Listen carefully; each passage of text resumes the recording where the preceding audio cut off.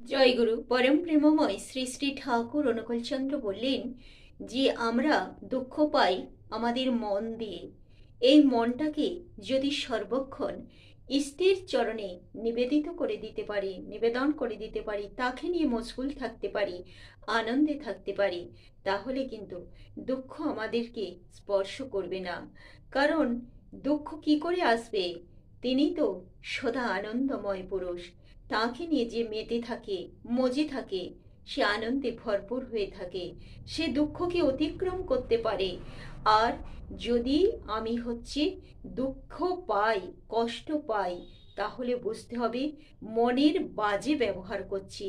মনের সদ্ব্যবহার হলো সেটাই যখন আমরা আমাদের ইষ্টকে নিয়ে, আদর্শকে নিয়ে মেতে থাকি, তখনই কিন্তু মন উচ্চে অবস্থান করে।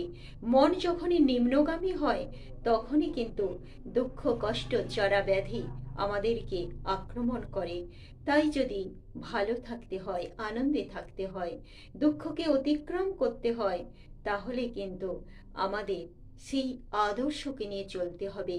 বিবেকানন্দের সংসারে কত অভাব, কই তাকে তো পীড়া দিতে পারেনি, কারণ তার মনে উচ্চ ভাব ছিল বলে, সদা সর্বদা মনকে উচ্চে রাখতে পেরেছিল বলে। সাধারণ ওই খাওয়া পড়া অভাব অনটন বিবেকানন্দের মনকে কিন্তু কখনোই স্পর্শ করেনি।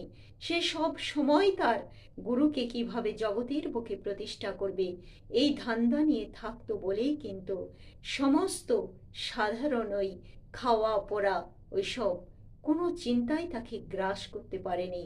তাই তো আনন্দে উচ্চ আদর্শে যে নিজেকে সর্বদা ব্যপ্ত রাখতে পারবে, সেই দিকে তার মনটাকে চালনা করতে পারবে, তারই কিন্তু জীবন সুখের হবে, শান্তির হবে, আনন্দের হবে।